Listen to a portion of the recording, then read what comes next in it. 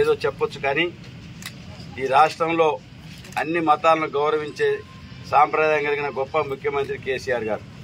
ఇవాళ రంజాన్ వచ్చిందంటే రంజాన్ తోఫా, క్రిస్టమస్ వచ్చిందంటే క్రైస్తవ సోదరులకు, ఇప్పుడు దసరా వచ్చిందంటే కులము మతం లేకుండా అందరికీ చీరలు పంపిణీ కార్యక్రమం.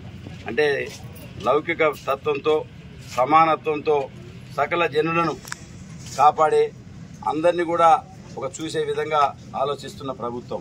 మరి చాలామంది ముస్లిం మహిళా సోదరిమణులు ఉన్నారు. మా కల్లూరు వాళ్ళకి సత్తుపల్లి వాళ్ళకి తెలుసు, మొన్ననే పెద్ద ఎత్తున కల్లూరు వాళ్ళు వచ్చారు. సత్తుపల్లి వాళ్ళంటే బయటికి రారు, కల్లూరు వాళ్ళు వచ్చినంత. ఊరిలో మొన్ననే ఒక షాదీఖానా నిర్మాణం ఆల్రెడీ 80% పూర్తయింది. మన సత్తుపల్లిలో కూడా 2 కోట్లతో షాదీఖానా నిర్మాణం చేస్తున్నాం. వేంసూరులో కూడా షాదీఖానా నిర్మాణం మన వేంసూరులో కూడా జరుగుతున్నది. అదేవిధంగా పెనుబలిలో కూడా ఒక షాదీఖానా నిర్మాణం ఇంకా నిర్మాణం దశలో ఉంది.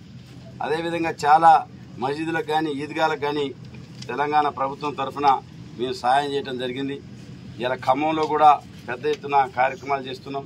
హైదరాబాద్లో 200 ఎకరాలు ఒకేసారి మరి ప్రభుత్వం మన ముస్లిమ్స్ మైనార్టీస్ సంబంధించిన ఈద్గాకు కేటాయించిన చరిత్ర కూడా, మరి కబరస్థానం కేటాయించిన చరిత్ర ఎన్నడూ లేదు. అంటే వాళ్ళ హజ్ భవనాన్ని కూడా కొత్తదాన్ని పెట్టడం. నిన్ననే హైదరాబాద్లో అనాథ పిల్లగాళ్లకు ముస్లిం మైనార్టీల ఒక ట్రస్ట్ తరఫున మహమూద్ అలీ గారు, కేటీఆర్ గారు కూడా ప్రారంభించడం జరిగింది. అందుకనే భారతదేశంలో అత్యధిక జనాభా ఉన్న రాష్ట్రాల కంటే 2 కోట్లు మహారాష్ట్రలో ఉంది, 1.5 కోటి పశ్చిమ బెంగాల్లో ఉంది, 50 లక్షల పైగా జనాభా ఉన్న మన తెలంగాణలోనే ఇలా ముస్లిం మైనార్టీల సంక్షేమం కోసం కేసీఆర్ గారు చూస్తున్నారు. అందుకనే ఇవాళ ఒక సామరస్యానికి పెద్దపీట వేసి ఎక్కడ కూడా చిన్న వివాదం ఘర్షణ లేకుండా కొంతమంది రెచ్చగొట్టే సందర్భం చూసినా అన్నిటిని కూడా తట్టుకొని ఇలా మనందరం మానవులు ఒక్కటమే, ఇలా సమైక్యత భావంతో ఉన్నప్పుడే సమాజం పోతుందని చెప్పి అనుకోవడం జరిగింది.